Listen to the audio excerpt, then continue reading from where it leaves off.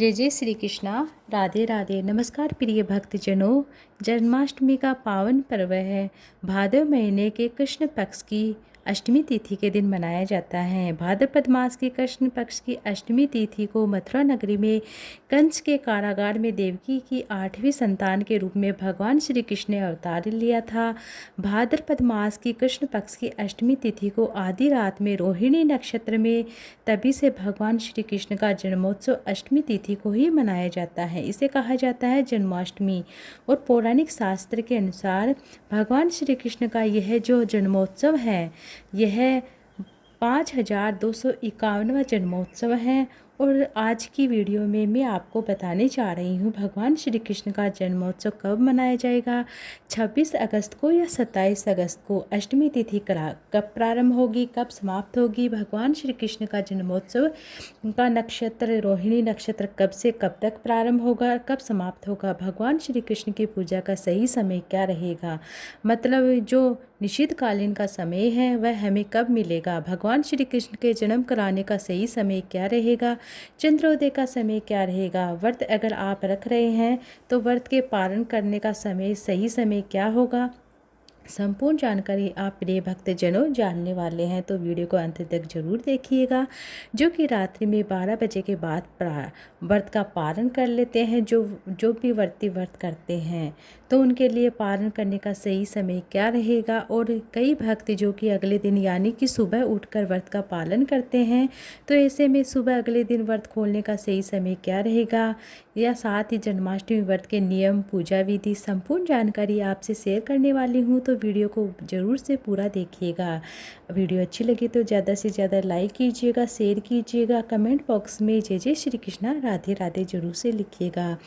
यही एकमात्र जरिया है जिससे मुझे पता चलता है कि आपको यह वीडियो अच्छी लगती है, आपके लिए यह वीडियो उपयोगी है। तो अगर वीडियो अच्छी लगे और उपयोगी है लाइक कीजिएगा। दोस्तों, जन्माष्टमी एक ऐसा पावन पर्व है, भगवान श्री कृष्ण का जन्मोत्सव एक ऐसा पावन पर्व है जिसका व्रत धारण करने से हजारों एकादशी का पुण्य फल हमें प्राप्त हो जाता है। इसलिए अगर आप एकादशी का व्रत नहीं भी करते हैं तो आपको जन्माष्टमी का व्रत अवश्य करना चाहिए। शास्त्रों में कहा गया है कि आज के दिन अगर आप भगवान श्री कृष्ण का बाल स्वरूप की पूजा करते हैं इससे हर प्रकार के सुख प्राप्ति होती है। जिनके संतान नहीं होती है उन्हें संतान की प्राप्ति होती है, मनवांछित फलों की प्राप्ति होती है, दरिद्रता की समाप्ति होती है। किसी भी प्रकार की परेशानी हो आपको मुक्ति मिल जाती है, उसमें किसी भी प्रकार की कामना हो भगवान श्री कृष्ण की कृपा से प्राप्त हो जाती हैं। तो समस्त प्रकार की कामनाएं स्वतः ही पूर्ण हो जाती हैं। तो पूरा प्रयास करिएगा कि इस व्रत को हम धारण करें। मान लीजिए किसी कारणवश आपने व्रत नहीं भी किया है तो आज के दिन विधि विधान से आप भगवान श्री कृष्ण के लड्डू गोपाल की, बाल गोपाल की पूजा कर सकते हैं। सबसे पहले जानते हैं कि अष्टमी तिथि कब प्रारंभ हो रही है और कब समाप्त हो रही है।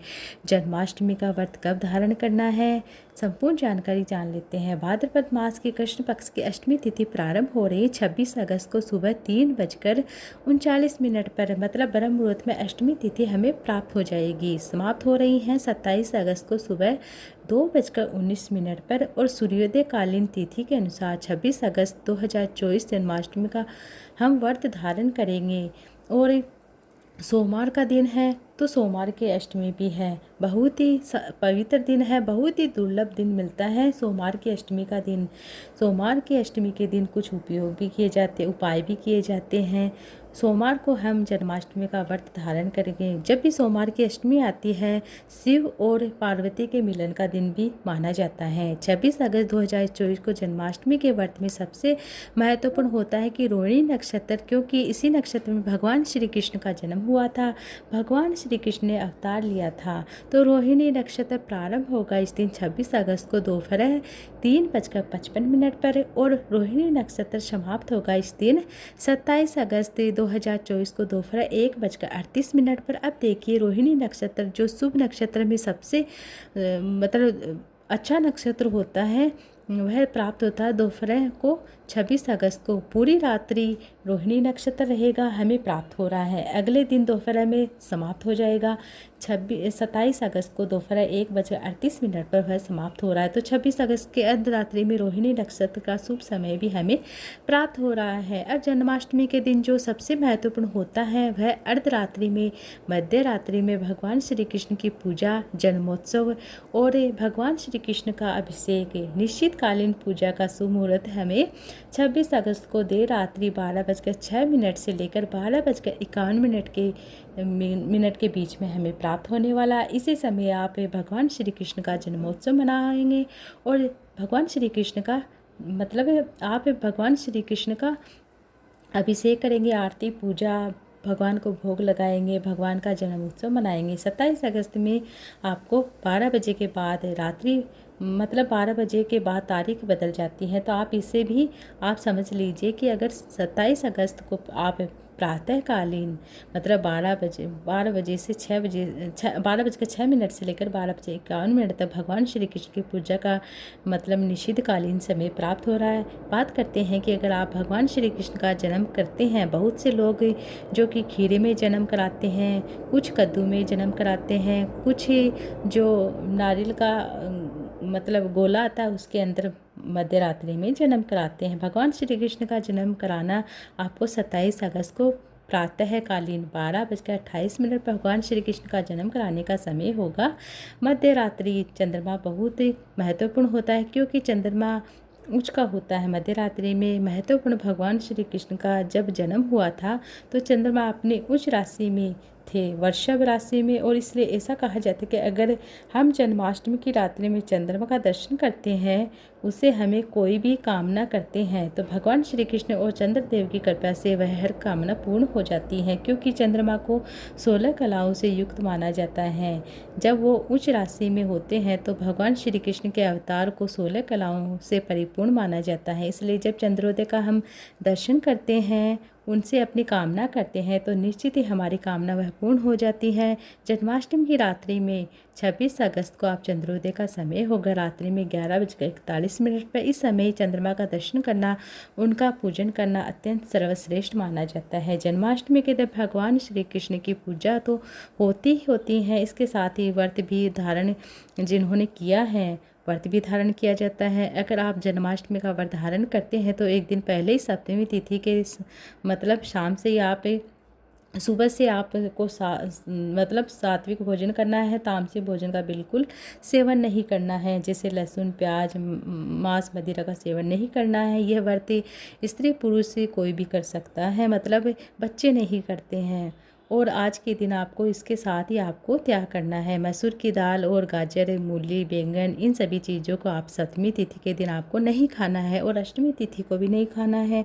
अगर आप जन्माष्टमी का व्रत करें या ना करें, जब आप जन्माष्टमी का व्रत धारण करते हैं तो ठीक इस बात को आपको बिल्कुल ध्यान रखना है कि सप्तमी तिथि से ही रखना है, नियमों का पालन करना है। सप्तमी तिथि के दिन महिलाएं जो बाल धोती हैं, बाल वगैरह धोती हैं, वह अष्टमी तिथि को हम व्रत धारण करते हैं तो कोशिश करें कि व्रत में हम बाल ना धोएं।